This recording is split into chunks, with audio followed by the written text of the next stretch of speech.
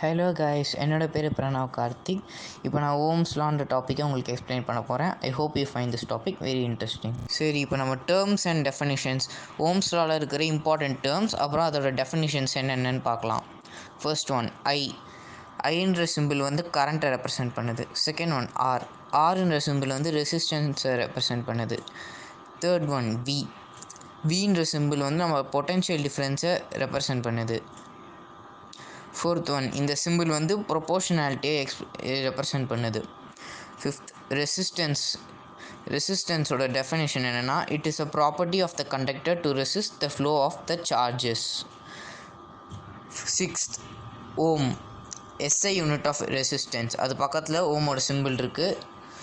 Seventh one, variable resistance definition, a component used to regulate current without charging the voltage source is called variable. Okay, இப்போ நம்ம Ohm's law related சம்ஸ்லாம் பார்க்கலாம்.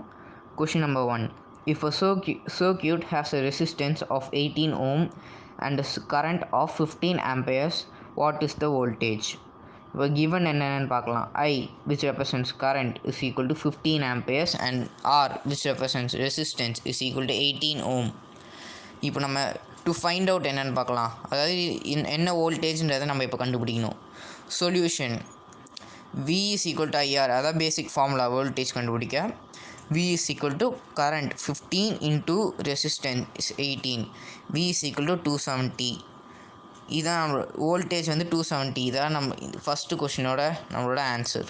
இப்போ question number 2, if a circuit has a voltage of 45 V and a current of 5.0 ampere, what is the resistance?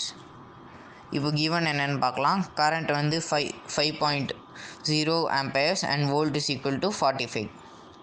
to find out, இப்போ நம்ம resistance என்னன்னு கண்டுபிடிக்கணும். Solution, resistance கண்டுபிடிக்க அந்த V is equal to IR ஃபார்முலாவே நம்ம திருப்பி போட்டால் R is equal to VI.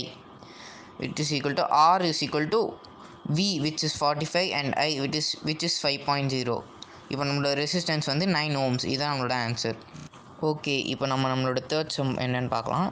If a circuit has a voltage of 400 V and a resistance of 80 ohms, what is the current? Given voltage வந்து 400 V and resistance which is 80 ohms. இப்போ என்ன to find out, நம்ம current என்னன்றதை கண்டுபிடிக்கணும்.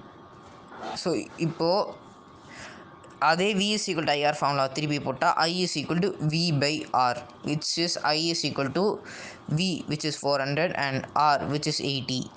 I is equal to 5.0 amperes. இதுதான் answer. Okay guys, இப்போ நான் model problem mapping, அதாவது MPM, அதை எக்ஸ்பிளைன் பண்ண போகிறேன். இந்த மாதிரிலாம் கொஷின்ஸ் வந்து உங்களுக்கு கேட்கலாம் ஸ்கூலில். First to find out voltage, இப்போ நம்ம வோல்டேஜ் கண்டுபிடிக்கணும்னா நம்ம இந்த formula V is equal to IR use பண்ணோம்.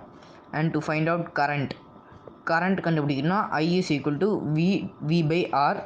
அப்புறம் டு ஃபைண்ட் அவுட் ரெசிஸ்டன்ஸ் கண்டுபிடிக்கணும்னா R is equal to V by I.